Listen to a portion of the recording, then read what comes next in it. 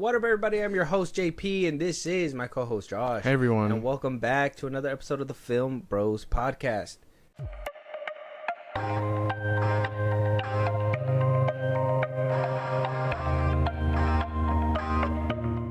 Josh, today, man, look, dude, it's a funny day. It's a funny day when we got to talk about a movie that came out that deserves a little bit of praise, a little bit of love, you know, considering that it's about the fifth installment to a franchise. You would think people would be more on board with this franchise and, you know, be a little bit more lenient to the world. Obviously, you know, it's a post-apocalyptic whatever, and this movie just did not do that. This movie flopped harder than a fat kid in a swimming pool. That's crazy. That it did honestly what I thought could have been impossible for this series, even though the last part in the series didn't really do amazing either. It still did something, you know. This installment not so much. So before we continue talking about it, Josh, you want to let them know what we are reviewing today, and we could just go and talk about those numbers right now. We are reviewing Furiosa, a Mad Max Saga 2024. As a child, my world was forever changed. My mother was magnificent.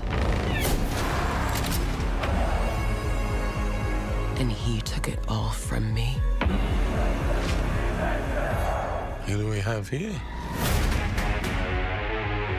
She's from a place of abundance. This is our destiny. My childhood. My mother. I want them back. I want them back! Furiosa, the Mad Max Saga. Like I said, a huge, monstrous flop. Has $168 million for a budget. You can tell that budget was very strained out throughout the film, but then the return, the return was only a measly, worldwide, was 172.7 mil. Tough. That is tough. No real opinion outside of what we have said already. You know, this movie's too late. It didn't. I don't know if it really caught marketing. I think the audiences here were just very like, you know what, this was fine. It's gonna be a hidden gem. I'm okay with that. You know what I found out? What one of the arguments were for this film is that it's a Mad Max movie without Mad Max. It's about Furiosa. That's dumb, right? Like it's about someone else in the franchise. Well, I mean, if you're gonna call it a spin-off, why put Mad Max Saga in the name? That's only from familiarity. It's sort of like, oh, it's connected. But I don't. I mean, if you've seen the movie, you would know who Furiosa is, right? But you don't. I mean, so is you it because that's not Mad Max? I would. I mean, maybe people were, because from what the arguments that I was hearing was that a Mad Max Saga without Mad Max, that even to the point where I believe the director, I seen an interview where he was like, oh, you don't need Mad Max in a story, in all the stories or whatever. But then a lot of people who seen this film proceeded to say that he put in a makeshift Mad Max regardless. And if you know who I'm talking about in the film, then you know. But, but he, apparently that was one of the big gripes with people, that, you know, you say it's a Mad Max Saga, you're expecting Max, right? I can't. The best way without spoiling Fury Road for you 100% is that, you know, I mean, the movie's been out for years, but, you know, Tom Hardy does play Max in the film. Yeah. But the thing is that they use it as a big reveal in the film, even though you kind of should know that it's him. But at the same time, they use it as a big reveal at the end of the film, where it's like, okay, well, at least Max was there, right? I think a lot of people were thinking it was going to be Furiosa, and that there's going to be a younger Max rolling around somewhere, and that they were going to entangle at one point. And I don't think that got paid off. No. I don't know. I wouldn't be in that argument. I don't think I was expecting Mad Max. Well, also, so to be fair, this was your first time in this world, so I do want to get your perspective when it comes to that. But as somebody who's seen the other films, I told you when I was done with this film, I knew why people didn't want to watch it. Yeah. I understood. You go from the grittiness, the realism, the following the tale of Max and these people, to fake, what looked a lot fake in this film, and we'll probably break down a little bit more. A lot of fake, a lot of CGI use. Camera work was amazing. George Miller can really cook up a Mad Max movie, or like a Fury Road movie.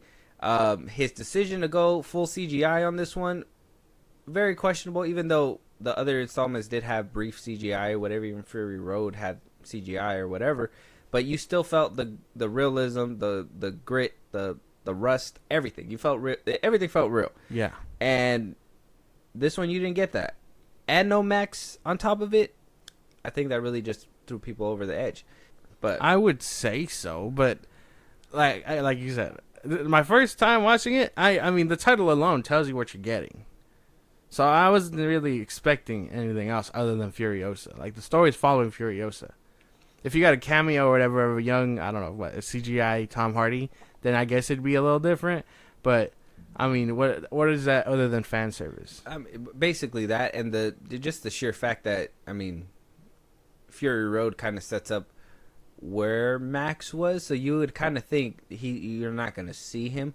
So the fact that people were expecting it throughout the film kind of blows my mind. But it's still, like, I can understand the distraught when, it's kind of like being Star Wars. It's kind of like making a sequel trilogy, being like, oh, your old characters are coming back, only to do them in on screen in front of you. So it's like, it's not gonna make people too happy. Like in Mad Max, if you're making it a Mad Max Saga, then you would expect Mad Max to be there in some capacity. If you were gonna call it Furiosa, you could have called it a Mad Max Tale, or something story, Furiosa. Made it more distinguishable. I understand that a lot of people, even Harley Quinn back in 2020, when people were like, "Is that Birds of Prey?" And they were like, "No, it's actually the fabulous misconceptions of Harley Quinn," or whatever the fuck. Like, they made it into a whole big name because people kept mixing up the whatever. WB was just smoking crack at the time. I don't know. Yeah, but that's what. But yeah, I don't know how you could expect something else. That's my thing. Mad Max Saga. Yeah, you say Mad Max Saga. It's part of because it's part of the franchise. Just like when I mean, think about it like this. Hobbs and Shaw had its own name. No, it was Hobbs and Shaw, and then it was like Fast and the Furious presents. Yeah, Hobbs and Shaw. Yeah, Mad Max presents Furiosa. They could have done that. It's all the same stuff. That feels like the same thing. Mad Max Saga. Yeah. Mad Max presents Furiosa. No, I feel like saying Mad Max Saga sounds like you're gonna have Max in there at some point. Because if Mad Max Saga, if you're not having Mad Max in there, you could have been like, yeah, Mad Max presents Furiosa. This is Furiosa's movie. You didn't get Vin Diesel or anything like that in Hobbs and Shaw, because you knew it's a Hobbs and Shaw movie. Did any of the main cast cameo? No, not that I can remember. No. Oddly enough, I had Ryan Reynolds and Kevin Hart in it, but that was about it. But that's because they're buddies. Yeah. They're friends. Yeah. Friends of the family. So they're gonna come in whatever. But yeah, I could see your perspective too, because though I am a fan of this franchise, I'm not a huge fan, so I wasn't expecting, like I said, watching Fury Road probably put some crazy expectations on what Furiosa was or whatever, knowing what you get in Mad Max, or at least in Fury Road. Like I said, it was like this big reveal moment, so it's kind of like in this one, maybe why would you want to cheapen that? Yeah, and people probably thought you're gonna do the same thing with this one, considering that the Mad Max trilogy is the original trilogy. Fury Road is a prequel to that trilogy. Yeah, and Furiosa is a prequel to Fury Road. Yeah, but you wouldn't know that. You keep going forward, but with different people. I mean, I mean, if there's nowhere else to go to take it, like future wise, I mean, what more can you tell of character? I'm assuming, because I haven't seen it. what can you tell other than, oh yeah, this is a dystopia, but follow the characters before they end up where they end up? At that point, you gotta start writing original stories for original characters, Mr. Miller, George Miller. Eventually, but I mean, that's what the prequels are for. Well, considering the fact that they let him off the leash once again to come back and do another film. Like I said, Fury Road wasn't really a box office hit.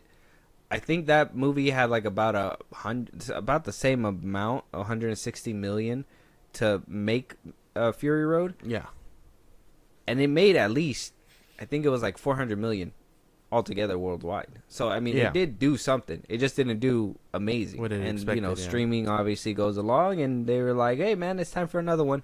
Let's make Furiosa." Another thing that I was kind of upset about, and it's not necessarily about the Mad Max character himself, yeah, and we're probably gonna start going into the movie a little bit, but Furiosa, there's gonna be spoilers ahead. We're probably going to try to avoid as much as we can so you can get a chance to watch it. But, it could be spoilers. yeah. We basically see Furiosa, right? From a kid to the point that she was in Fury Road. She starts from a child. I think a good hour of the movie is her as a child. Basically telling you about the trauma. She comes from a nice...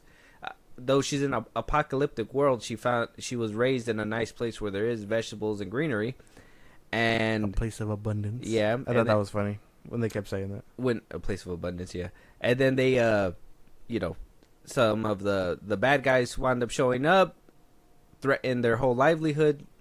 Furiosa is kidnapped. Mother goes out there to take him. Furiosa sees some crazy shit. Let me just say, the first hour she sees some crazy shit, like. Maybe some things as a kid you shouldn't see. It is what it is. You go down the road a little bit. She's working undercover for the bad guys because she was captured. Unfortunately she wasn't able to go back. She did promise her mother that she was gonna go back one of these days. Yeah. with a peach pit. Nice to know.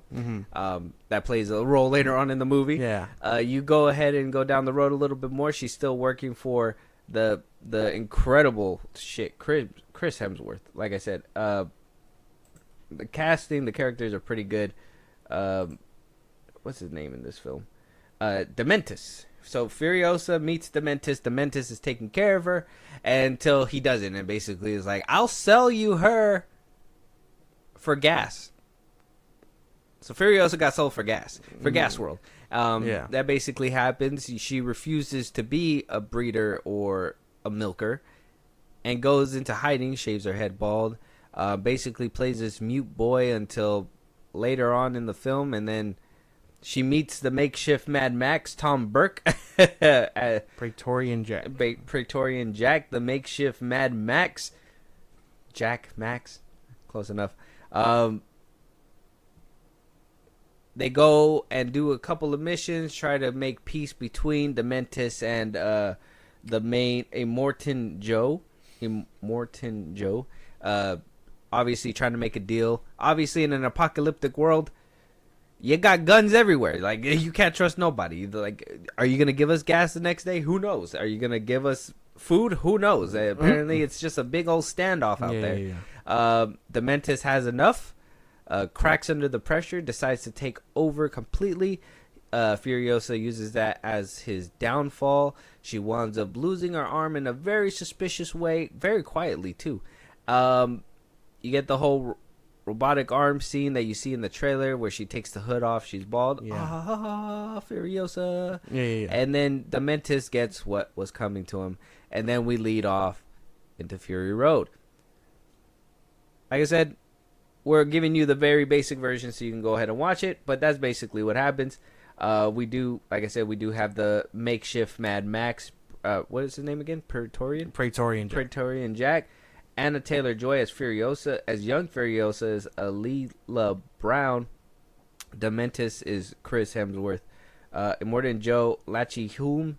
Organic Mechanic Angus Sampson, and so on and so forth. We got a pretty good cast. I really like the casting for I don't know if you've seen Furiosa, not Furiosa, but I don't know if you've seen Fury Road, but like the fact that they brought back the dude Morton Joe to It's the same guy. yeah, it's the same dude from Fury Road, But obviously Fury Road was made before, so he looks a little bit older in this one, but they kind of make him look younger. So give and take.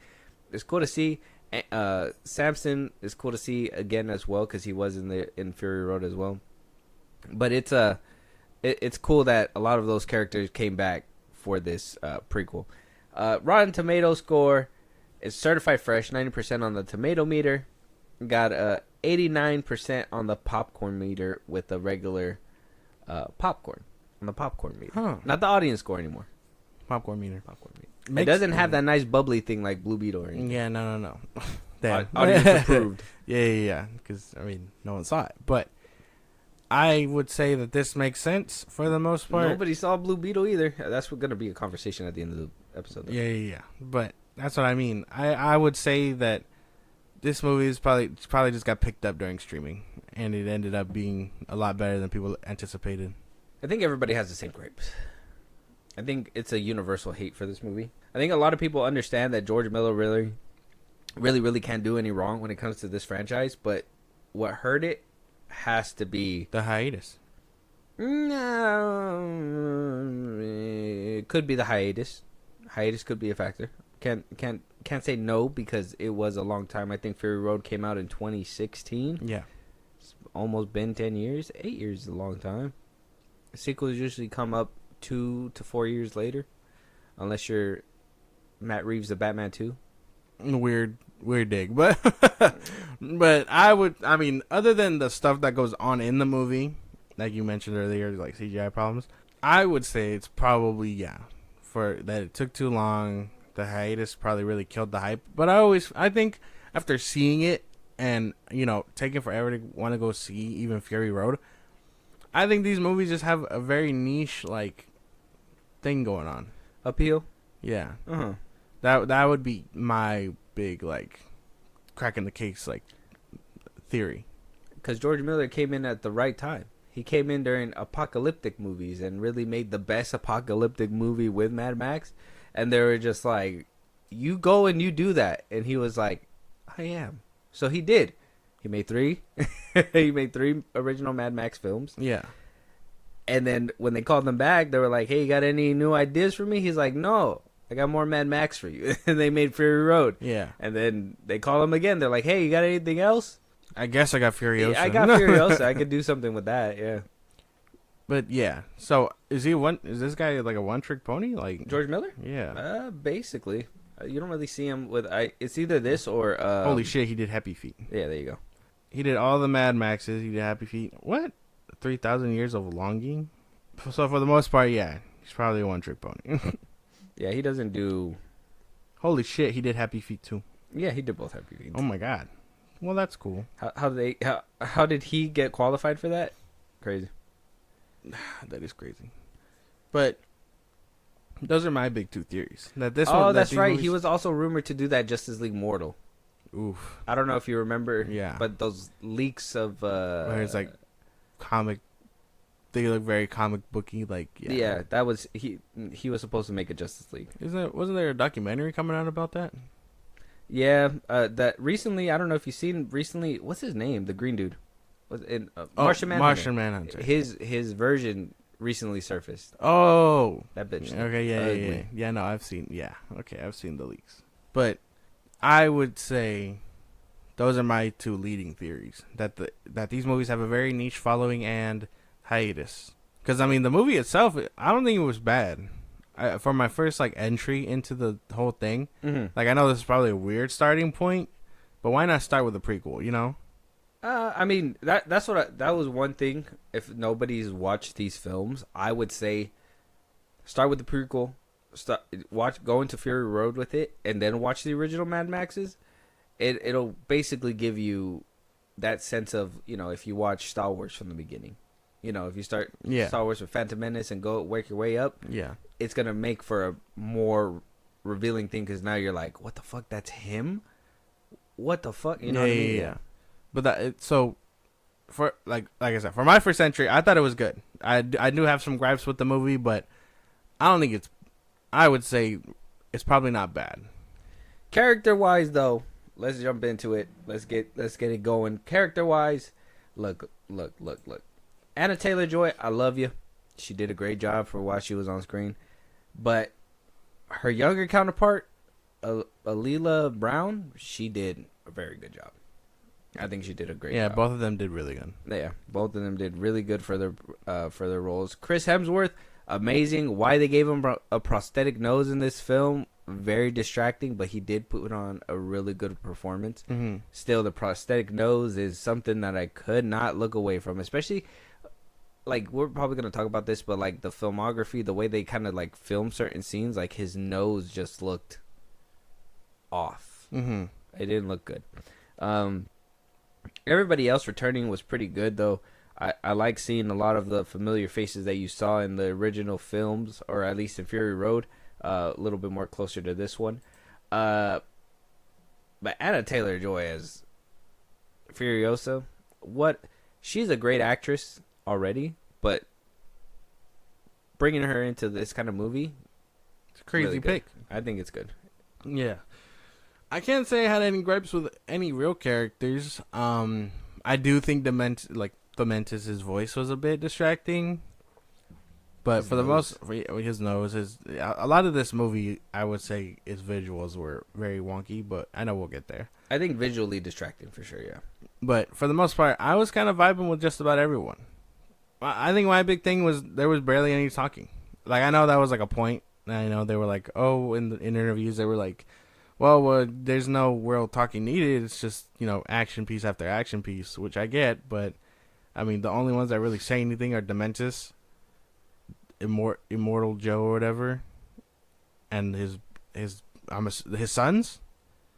Mm-hmm. And they're like the most with the dialogue. Oh, and Jack. Again, they're fucking idiots too. Yeah. So like, it's not like you're getting profound dialogue out of them. yeah. So like that's probably like one of my big problems. I was expecting more talking, but I understand.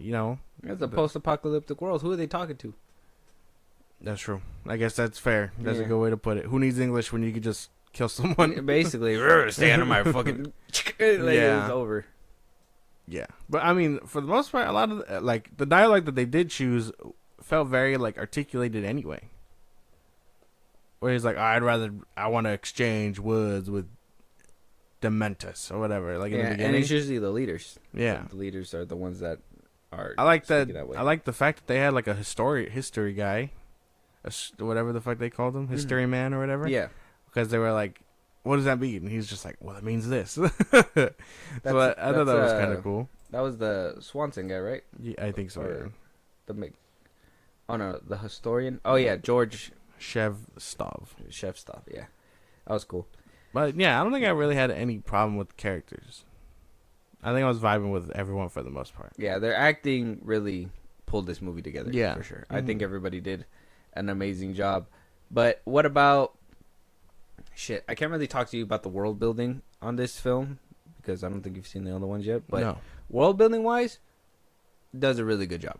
I think George Miller has a good way and eye to really nail down the tracks so it connects perfectly. Yeah. That's what I'm saying. If you watch Furiosa and then go to Fury Road and then to the other ones, you're not gonna have a lot of issues. Yeah. Everything pretty much sinks where it needs to go, and I love that. So I think the world building really knocked it out the park. I think he does it every single time with these films. That I honestly, it's kind of impressive for George Miller being. I think he's already 80. Oh, damn. That's goddamn. You're not going to be around to make the next one. No. Fuck. World building wise, I obviously there's sequels. I'm not going to try and sit here and be like, oh, it doesn't really set up anything. But it's like this character obviously lives on to see some shit. So He's 80. I aged him. Holy fuck. He's what? He's 80. He's 79. Gonna be 80. Oh. Yeah, around there. But I would say that it does good world building. I am very interested in this universe. It's definitely not something I would have really been interested in at first, because you tell me my favorite kind of dystopias are the ones that are futuristic or more steampunk. You know what I mean? Like this one is a little bit different for me because I don't really do like barren wastelands and factions and monster trucks and all this kinds of stuff, but very cool stuff to see. I am very much interested after seeing this one, and I do want to go see Fury Road and stuff. I do want to see them. I would just say that it's still going to take some getting used to. But I do think it does good world building. Like, I'm very much interested. I would say if this was anyone's first entry, it's a good place to start. Okay. That's a very nice way to put it. Yeah, that's good. Wow. Let me give you a cookie real quick. No. But yeah, I think that's a perfect way to put it. Especially, like I said, even knowing the fact that this is kind of your jump in too. So, I mean, it's not everybody's cup of tea. Even when these movies were coming, like I said, I think George Miller came in at a very good time when he made these movies, because that was kind of like the hit, the apocalyptic, the world ends.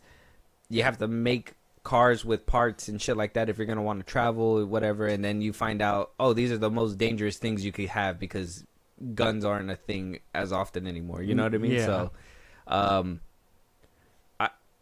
I think it's pretty cool. I like it. I like the series. I think world building wise, it does a very good job. I think George Miller really has it on the money.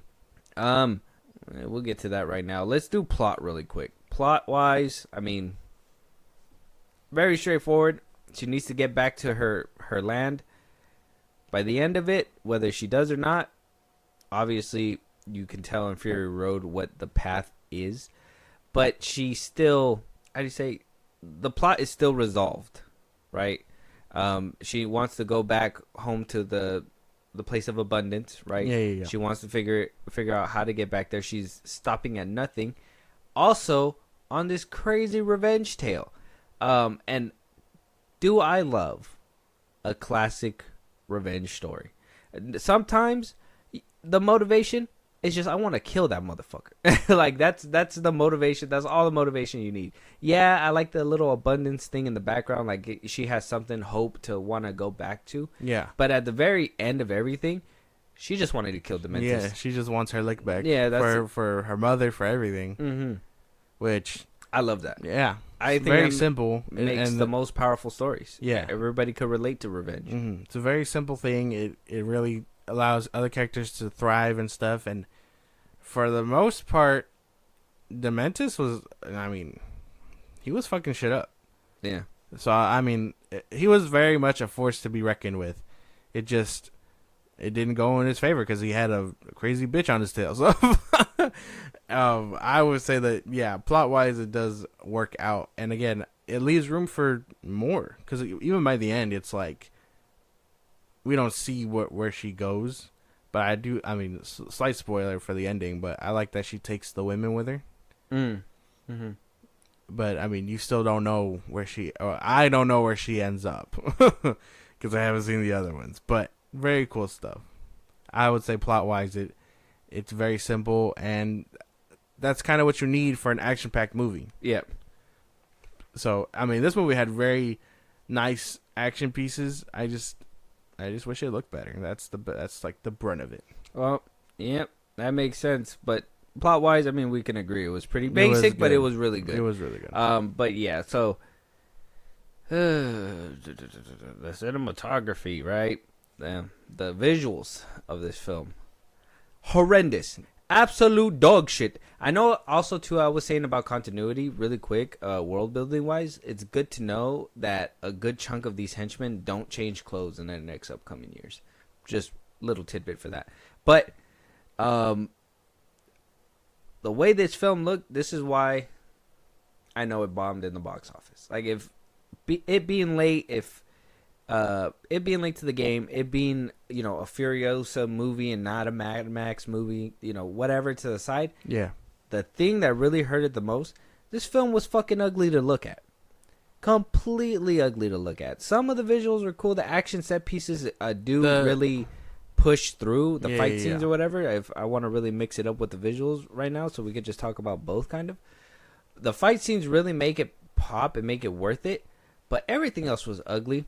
chrome was up to 150. The sand looked bad every single time they had close-ups. It looked like it was on a green screen. I hated it. I hated the way that it looked. Fury Road, it coming out a few years back and looking more real than this film, just tells me maybe George Miller is just too old and it can't be out in the dunes like that, and maybe he just needed to be inside. My frail legs. Yeah, but like, it didn't do the movie any justice. It was very hard to watch. Very hard watch for sure when it came down visually. A little bit, yeah, because it was camera work. Just so there's clarification, camera work was insane. Yeah, I think choosing certain angles and using it to enhance the action pieces, the one shot very scenes were nice, cool. very cool stuff to want to see. I am with that. It's the CGI and the special effects where it was like, this looks kind of atrocious. I'm not one to talk about color grading, but even the color grading in this one was. I mean, a little bit, yeah, because it was turned up bright. It was turned up bright. Yeah, because it's like, why is the sand orange? And I don't know if that's like the taste. I don't know what the it's chrome like. Was extra chromy. It was crazy shit to like look at. I mean, I would say for now that I'm thinking about it, I was like, this is post-apocalyptic. Why is everything so shiny? Yeah, like now that I'm thinking about it, I remember a few scenes like hurting my eyes because of how bright it was. Mm-hmm. So like, it's some very bad stuff with the good stuff, because it's like, holy damn, that camera angle was sick, but my god, did that look atrocious. That one shot scene is crazy, but you could tell this shit was all green screen and VFX. And like I said, Fury Road, though you could tell that they use CGI with some stuff, for the most part it's very real. Like you could tell, like even with explosions, like I said, you could see the metal as the explosion happens. You could see the metal and the rust and just like all that bits coming off the car. Yeah. And this one you didn't really get any of that. You saw that some of the cars were rusty, but you didn't get nothing of that. Even that scene, I think we just seen it right here in the little clip where like it jumps over a dune and does like a little drift in the sand. That car looked fake as fuck. Yeah. So I mean, I guess if visuals were on par, there would have been a lot of buzz to be like, go see that because it looks fucking good. You probably could have given it some more leeway, but you can tell that this movie was really banking on that whole Mad Max thing. Now, I guess now that we're coming like full circle, because it needed that title to be like, this is part of it, come see this, because this is part of the saga. Mm-hmm. Still don't need Mad Max for it, but they still put one in there. I don't know. That's fun. Like, yeah, but road work ahead. You know what I mean? Like, I don't get that. Yeah, it's because even in like Fury Road and like Mad Max, Furiosa, though she does stuff on her own, she relies on Max in those tales. Mm-hmm. And I was like, okay, well, she's gonna be able to do it on her own this time. She basically did, till she couldn't anymore. Mm-hmm. And then they throw in what looks very much like a Mad Max ripoff. That looks like Tom Hardy? Huh?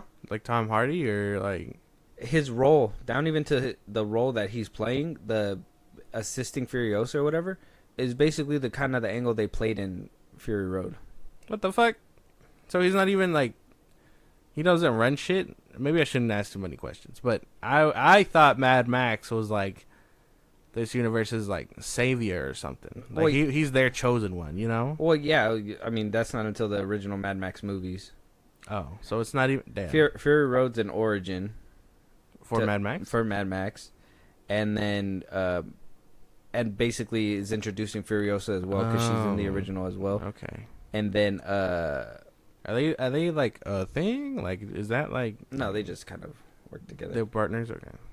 Oh, wait, what? Mel Gibson? It's Tom Hardy, my man. What the fuck are you like? Oh, my fault. I thought you pulled up an old one. No. Oh, the arm looks a little different. That's crazy. Oh, I get, yeah, a little bit, yeah. You can kind of see that that's what they were going for. I don't have my glasses on. Don't judge me. Oh, yeah. But I would... Blind as a bat, this man. I guess... Doesn't have sonar sense. No, I don't. Even then, how would you be able to... Wait, no. Someone knocking. But I would say, like...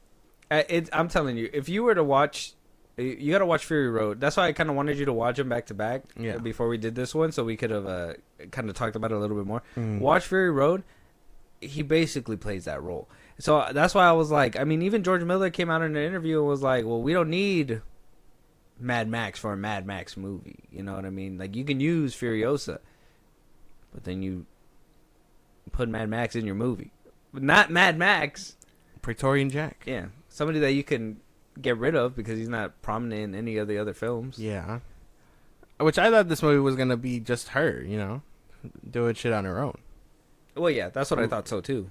That's what I'm saying. Like, at first I was like, okay, this is really about her, and then obviously, like I said, the first hour it's her as a little girl. So I'm like, where's Anna Taylor-Joy? Mm-hmm. And then when Anna Taylor-Joy comes in, I'm like, okay, she's gonna be doing it all on her own, kind of like how she did when she was a little girl. Yeah.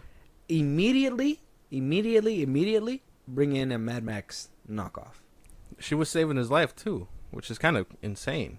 Which I thought that whole sequence was pretty cool. Well, I mean, that's where I was like, oh, obviously modern Hollywood, they a lot of, we talk about this a lot, so it's kind of hard for me not to see it, but it's that whole thing where they switch things up. The female saves the male in this one or whatever, just so it could be that way. George Miller played it smart, because if she was saving Max, it would have been like, wait a minute, what the fuck? Then you're taking back whatever Max did for her and the other ones, because now it's an eye for an eye kind of thing, and not he's doing it to help her out kind of just kind of shit. Yeah. And then next thing you know, they bring in somebody else who doesn't need to do that. So he's like, we're not breaking anything. We're just we made a makeshift Mad Max. Well, I guess I can't have that gripe because I don't know who Mad Max is. Outside of it being like Tom Hardy. You don't know who Mad Max is? Outside of being like Tom Hardy, no. Well, the original Mad Max too. He wasn't Tom Hardy. Well, obviously those movies were made in like the 80s. That's why when you brought up that picture, I thought you pulled up like an old image. I was like, oh, Mel Gibson. Yeah, well, Mel Gibson was the younger Max. You don't know what he looks like? Let me show you. Look at him. That's him. That's Mel Gibson. This is the guy. In Mad Max the night, right before the Renaissance of the 80s. So yeah, he got lucky. If only young Mel Gibson could see where he's at now. But anyway, The Continental. The Continental was like the last project. He was also in The Expendables. Okay, when the new one? the third one. Oh, that was forever ago. The last thing he did was I'm just trying The to stand up for Continental. my boy Mel, bro. Yeah, you shouldn't. He's a very bad person. Yeah, but he did do Signs. I don't think that's enough. Shyamalan did Signs too. I don't think. Shyamalan, Mel Gibson. I know. Yeah, no. Braveheart. I'm familiar. I'm familiar. Oh, with the Gibbs. Yeah, but I mean, everyone knows what he did too. No. Yeah. But I mean, Separate art from artist. crazy. That's crazy. Well, yeah, you could do that if you're really down for the Gibson. Mm-hmm. For the Gibbs. Yeah, for the Gibbs. He's the bee's knees sometimes. So does he? I mean, like, because I mean, I don't know if I'm gonna watch him. The original ones? Yeah. Is he good there? I think they're good. I like them. Obviously, I think it takes a dip after Mad Max 2. I think the third one has a rocky landing, but I still think it does what it needs All of to them do it. Yeah. See, so then yeah, I guess just don't spoil it for the ones that do want to go see it. Is there any room to continue telling a story after the third one? Unless you make it about somebody totally different. Oh, okay. So you would have to make it about somebody totally different. I mean, I don't know why he doesn't. It would be cool to see it, but the thing is the name and the brand that would make money is Mad Max. So you can't have Mad Max without Mad Max. Mad Max and Furiosa. And I think this one basically proved that. I mean, why not do a movie on like how Immortan Joe ended up that way? Because holy fuck. Yeah, that would have been something to look into. But that's the thing too, is like Miller's getting older, going to the past. Like, bro, this just doesn't make sense. Like, we gotta. Well, I mean, it's time to hand it off. That's what I think. It's just time Give it a handoff. to hand it off. Hand job. No, Oh. no, that's not what we're. That's not what we're talking about. That's different. What? That's crazy. But I would say, yeah, maybe it's time to look into more people because just do the smart thing, give it to someone else, and have them make a good movie.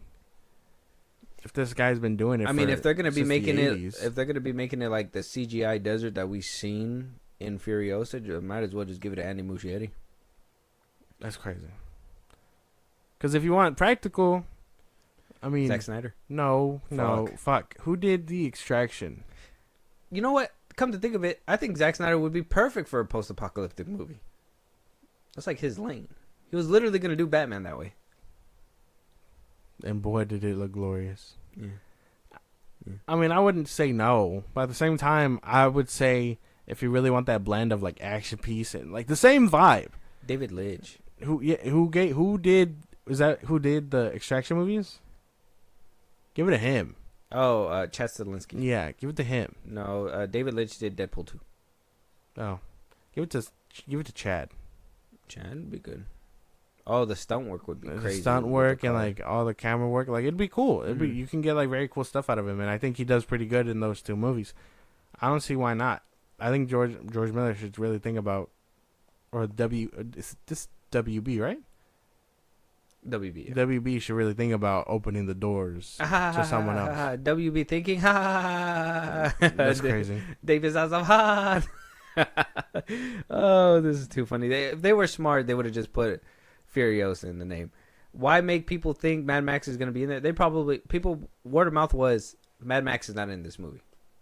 So people didn't want to watch it. Word of mouth was Mad Max not in this movie. This shit looks kind of ugly. The acting is pretty good though. Unfortunate. Yeah. And a lot of these interviews are just a lot of the interviews that for movies don't really have that whole like hype to be like go see it, you know what I mean? A lot of it feels like them just very much tearing down their own movie. What really hyped me up for Fury Road was the whole beef between Tom Hardy and Charlize Theron. No, Charlize Theron. Yeah, they had beef. They had beef. Mm-hmm. Why? Apparently, Tom Hardy was a fucking asshole to her on set. That he was a fucking like a diva, and that he would show up late. Sometimes he wouldn't show up to set at all. That she refused to be on screen with him at the same time. So it like messed with the movie. The movie still came out really solid, but are they ever in a room together in that movie? No. I think a couple, because I think she did do a couple scenes with him, and then one of them, according to her, he yelled at her because of her performance or some shit. Goddamn. Not Sir Tom Fucking Hardy.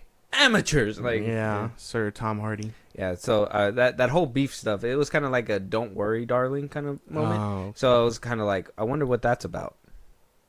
Well, that's pretty cool. Turned out getting a good movie out of it. Yeah, so I was yeah. like, oh well. Maybe hate your coworker more. Yeah. Get some passion projects out of there. But as far as Furiosa goes, if we're still on the topic of like CGI stuff, it needs better work.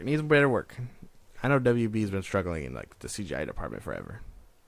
Not really, because honestly, their relationship with Weta is really good. That's why I know, like, we talk shit about like Superman and all that, but I know the CGI might be decent because Weta does really good work for WB.